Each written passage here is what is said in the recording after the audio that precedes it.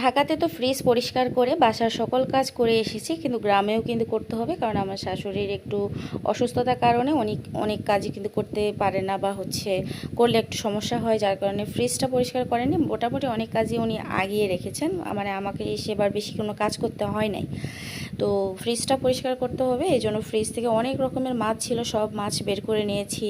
তো ফ্রিজটা ভালোভাবে ক্লিন করে আসার পর এখানে ফ্রিজে কিছু পুরানো মাছ ছিল, তো ভাবলাম এই মাছগুলো ফেলে না দিয়ে একটা রেসিপি তৈরি করা যাক। তো এই মাছগুলো ভালোভাবে মানে লেবু দিয়ে লবণ দিয়ে ভালোভাবে ধুয়ে তারপরে লেবু লবণ ঝাল হলুদ সব কিছু দিয়ে মাখিয়ে বেশ অনেকক্ষণ যাবৎ রেস্টে রেখেছিলাম।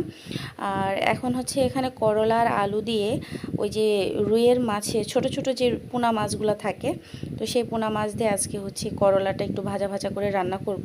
তো এখানে ঝাল লবণ হলুদ পেঁয়াজ মরিচ সব কিছু দিয়ে দিলাম, কাঁচা মরিচ আর কি।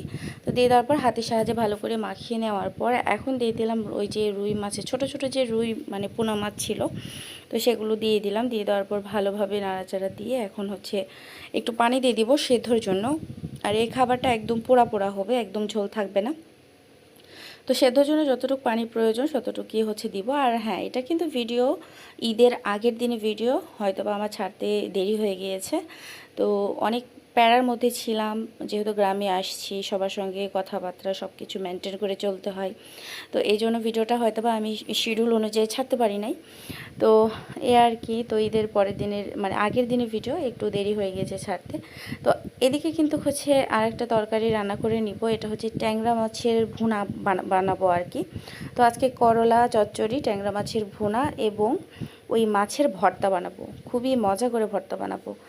আর এই যে ট্যাংরা মাছ রান্না করার জন্য পেঁয়াজগুলো ভালোভাবে ভুনা করে নিচ্ছি। তো পেঁয়াজ কাঁচামরিচ ঝাল লবণ হলুদ বাটা মশলা সুন্দরভাবে সব কিছু গরম মশলা দেওয়ার পর কষিয়ে নেওয়ার পর এই যে গুচি ট্যাংরা না কি ট্যাংরা এগুলো বলে জানি না, কিন্তু গুলশা না। তো এগুলো সুন্দরভাবে কষিয়ে নিয়ে ঝোল দিয়ে একটু হালকা রস করে নামিয়ে নিয়েছি। এদিকে কিন্তু করলাটাও বেশ পোড়া পোড়া হয়ে যাচ্ছে, তো নাড়াচাড়া করে সাইড দিয়ে মিলে দিলাম, যাতে করে সুন্দরভাবে পোড়া পোড়া হয়।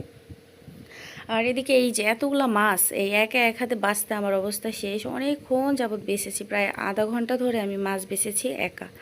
তো এই মাছগুলো এই যে সুন্দরভাবে বেটে নেওয়ার পর, আর একদিকে কিন্তু রসুন পেঁয়াজ কাঁচা মরিচ একটু হলুদ আর একটু লবণ দিয়ে মানে ভেজে নিয়েছি। তো এগুলো এখন শিলপাটাতে বেটে নিব। তো এই যে এখন শিলপাটাতে বেটে নিলে জাস্ট আমার এই রান্নাটা একদম কমপ্লিট। আর হ্যাঁ, আমার মাছের পরিমাণটা অনেক বেশি ছিল আর পেঁয়াজ রসুনের পরিমাণ একটু কম ছিল, কিন্তু পেঁয়াজ মরিচ আর একটু রসুন একটু বাড়িয়ে দিলে এই ভর্তাটা যে কী যে মজা হইতো। মজা হয়েছে, বাট আরও মজা হইতো। শাটির মাছের মতো, মানে টাকি যে মাছটা আছে না, ওই মাছের মতো ফ্লেভার আসছে, আর বেশ মজা হয়েছে খেতে। তো এই যে অল্প অল্প করে বারবার নিয়ে এটাকে বেটে একদম জাস্ট সবার মশলার সঙ্গে সব মাছগুলো মাখিয়ে ভর্তা বানিয়ে নিলেই একদম রান্না কমপ্লিট। তো আমার সব রান্না একদম হয়ে গিয়েছে। তো এই তো সব কাজ সেরে ফ্রিজ ট্রিজ পরিষ্কার করে বাসার সমস্ত কাজ টুকটাক সারার পর, তো এই যে আজকে ঈদে 3-4 দিন চলে যাচ্ছে। তো আলহামদুলিল্লাহ সব কিছু মিলিয়ে গ্রামে আসলে কিন্তু প্রচণ্ড এলোমেলো কাজ থাকে, তো সব কিছু গুছিয়ে আলহামদুলিল্লাহ।